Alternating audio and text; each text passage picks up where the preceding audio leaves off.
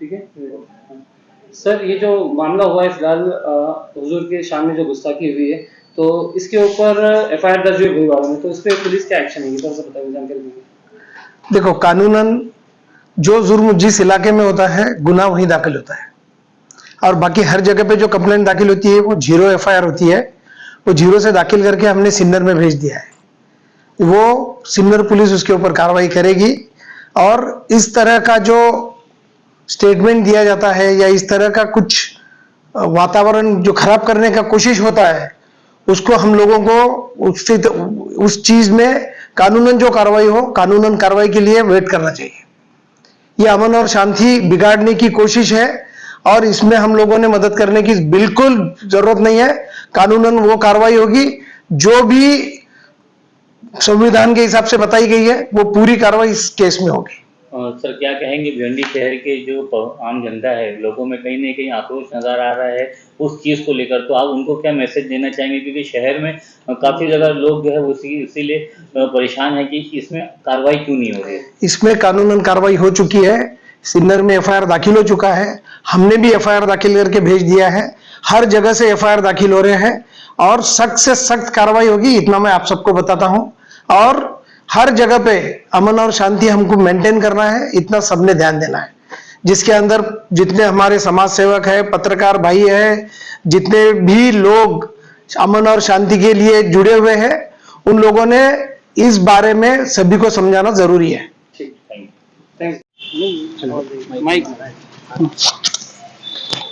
मेरा आवाम से एक रिक्वेस्ट है कि लॉ एंड ऑर्डर मेंटेन करे, पीस मेंटेन करे और दूसरे कम्युनिटी को कोई अपन डिसरिस्पेक्ट ना कीजिए। एक कम्युनिटी जो अपने को अच्छा सिखाती है, दूसरी कम्युनिटी को डिसरिस्पेक्ट ना कीजिए, क्योंकि एक आदमी ने जिसने खराब बोला, इट डजंट मीन कि पूरा समाज, पूरी कम्युनिटी खराब है। टारगेट मत करो एक दूसरे की कम्युनिटी को। बहुत अच्छे लोग हैं अपन, बहुत अच्छे से रहते हैं, रिस्पेक्टफुली रहो, किसी को बुरा भला मत को। सर, ये बताइए, आज आप यहाँ पर भिवंडी शहर के डीसीपी सर से मुलाकात की, क्या विषय था और क्या बात की? आज हमने डीसीपी सर के यहाँ जो मुलाकात करी है, वो अपने हमारे नबी की शान में जो गुस्ताखी की है जो बाबा ने, उस पर्पस के लिए आए थे कि भिवंडी में भोईवाड़ा पुलिस स्टेशन में एफआईआर रजिस्टर्ड हुआ था और एफआईआर रजिस्टर्ड होने के बाद में हम चाहते थे कि उसको नोटिस भेज के, जो सुप्रीम कोर्ट के गाइडलाइंस है, नोटिस भेज के उसको बुलाया जाए इन्वेस्टिगेशन के लिए, पूरे पब्लिक के सामने इसको लाके जो भी क्राइम हुआ उसके खिलाफ इन्वेस्टिगेशन करके जल्द से जल्द चार्जशीट फाइल करके कार्रवाई की जाए। हम ये पर्पस के लिए गए हुए थे डीसीपी साहब के यहाँ। तो आज हम लोग 3-4 वकील लोग मिलकर गए हुए। तो डीसीपी साहब का ऐसा कहना है कि सिर्फ भोईवाड़ा पुलिस स्टेशन में नहीं, हर हद में एफआईआर रजिस्टर्ड हुआ है। तो वो एफआईआर को इन्वेस्टिगेशन के लिए ट्रांसफर किया उन्होंने नासिक में, जहाँ पे ओरिजिनली ये क्राइम हुआ है। तो वो नासिक में इन्वेस्टिगेशन के लिए सारे एफआईआर एक जगह मर्ज होके और वो क्राइम इन्वेस्टिगेशन करके चार्जशीट फाइल करके आपको बोले अगर सजा लगाना है तो ये सब चीज में सपोर्ट कीजिए। तो वहाँ पे जल्द से जल्द वहाँ पे इन्वेस्टिगेशन कंप्लीट करके चार्जशीट कंप्लीट होके फिर ट्रायल चालू होके खत्म हो जाएगा बोले। ये ऐसा डीसीपी साहब का कहना है। अच्छा, अगर ये चीज की अभी कई ज्यादा यहाँ पे टाइम हो चुका है हर एरिया में, मतलब ये कहूँगा कि हर यहाँ पर आपको हर शहर में उसका विरोध किया जा रहा है, लेकिन कहीं ना कहीं अभी तक का पुलिस प्रशासन उसे गिरफ्तार नहीं किया गया है, कस्टडी में नहीं लिया गया है। तो उसमें आप क्या कहेंगे? क्योंकि आप जो है आप कानून को बहुत करीब से जानते हैं, तो उसमें क्या कहेंगे आप? अभी इस तरीके की हेड स्पीच जो इसने दिया है, अभी पूरे महाराष्ट्र के अलग अलग जिलों में अलग अलग पुलिस स्टेशन में एफआईआर हुई है। अब कहीं पे जो है 0 एफआईआर हुई है, कहीं पे रेगुलर एफआईआर हुई है। तो जिधर पे रेगुलर एफआईआर हुई है, जो उसका ज्यूरिडिक्शन है, मतलब कि जहाँ वो साधु और बाबा जहाँ रहता है, उसके ज्यूरिडिक्शन में जो भी है पुलिस स्टेशन जहाँ पे, वहाँ पे ओरिजिनल एफआईआर हुई है।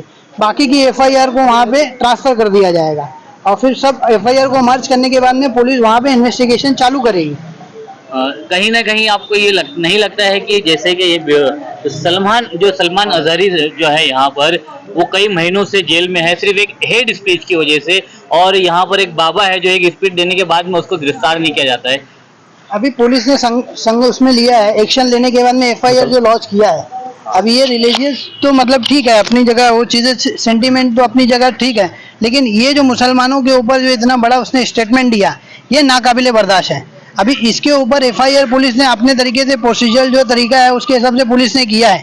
अब हमारे उलमा और हमारे जो बड़े कौम के हैं, वो उसके अंदर में अगर उसको ज़्यादा तेज़ी से उसके ऊपर हिकमत अमली करना है, तो वो एफआईआर के अंदर में जो है हाईकोर्ट के अंदर 226 में कॉन्स्टिट्यूशन ऑफ इंडिया ने राइट दिया है कि आप रिट पिटीशन दाखिल करो और उसको अरेस्ट करने के लिए ऊपर से जो है ऑर्डर लो, प्रिवेंटिव ऑर्डर। तो अगर अरेस्ट नहीं होते तो अगला कदम क्या रहेगा, अगला कानूनी लड़ाई क्या करेंगे? अभी हम और भिवंडी की जितनी आवाम हमारे साथ में आई हुई है, तो हमारा इधर पे आके डीसीपी साहब से हमने यही सवाल किया, हमारे दोस्त सलमान वकील और उनके साथ में उनकी टीम और बाकी मेरी जो वकीलों की, हमारे जो जितने भी वकीलों के दोस्तों की टीम है, हम लोगों ने आके इधर पे सवाल किया कि सर आपने ये मैटर में अभी तक क्या किया है। भिवंडी की आवाम और भिवंडी का बच्चा जो इस चीज़ को लेके बहुत आक्रोश में है कि ये जो इतनी बड़ी गुस्ताखी हुई उसमें डीसीपी साहब ने क्या एक्शन लिया है। डीसीपी साहब का ऐसा बोलना था कि भुईवाड़ा के अंदर जो एफआईआर किया है, नौशाद नाम के जो बंदे ने, अपने जो भाई ने एफआईआर किया था, उसके ऊपर 0 एफआईआर में हमने वहाँ पे ट्रांसफर कर दिया है। उधर का लोकल जो पुलिस स्टेशन है उसके ऊपर कार्रवाई के लिए इन्वेस्टिगेशन करेगा। जो एफआईआर के लिए आगे बढ़ते हैं तो पुलिस उनको भी ज्यादा धमकाती है कि आपकी वजह से माहौल खराब होगा, आप ये सारी चीजें मत करो, जो न्यूज में देता है।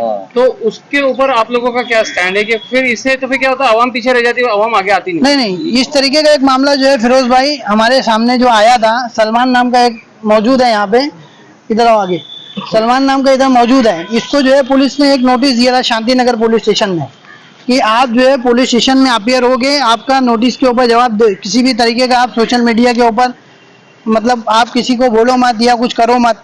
लेकिन उसका हमने रिप्लाई दिया कि आपने जो नोटिस दिया वो इलीगल तौर पे दिया, इसलिए इलीगल तौर पे दिया कि इसका जो दिल इसने दुखा है, उसके चलते उसने बाकी लोगों को बोला कि भाई मेरा दिल दुखा है, आप लोग का भी दुखा है, तो आप मेरे साथ में चलिए। तो किसी को बोलना, अवेयर करना लीगल कॉन्सिक्वेंसेस के जरिए में, मैं ये नहीं बोलता हूँ कि वो डिस्प्यूटेड हो, लीगल कॉन्सिक्वेंसेस के उसमें कि हम जाके उसके ऊपर प्रिवेंटिव एक्शन लेंगे, वो लीगल है, वो इनलीगल नहीं है। तो हमने उस नोटिस का जवाब भी दिया था।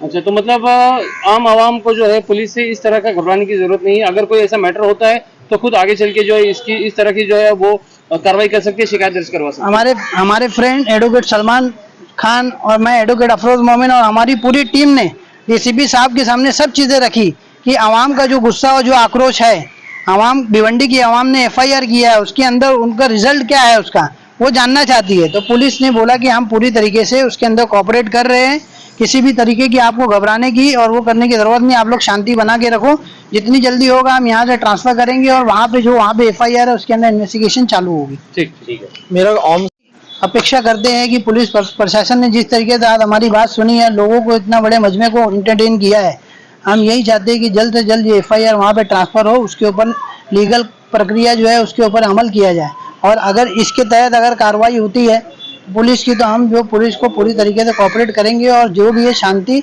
और सब मैं बना के रखने की लोगों से अपील करता हूँ। पहले ही 15 अगस्त गुजरा है, स्वतंत्र दिवस। इसका मतलब ये है कि हर किसी को आज़ादी दी गई, 15 अगस्त के नाम पे हर किसी को आज़ादी दी गई, लेकिन भारतीय न्याय संहिता में दोहरा कानून है।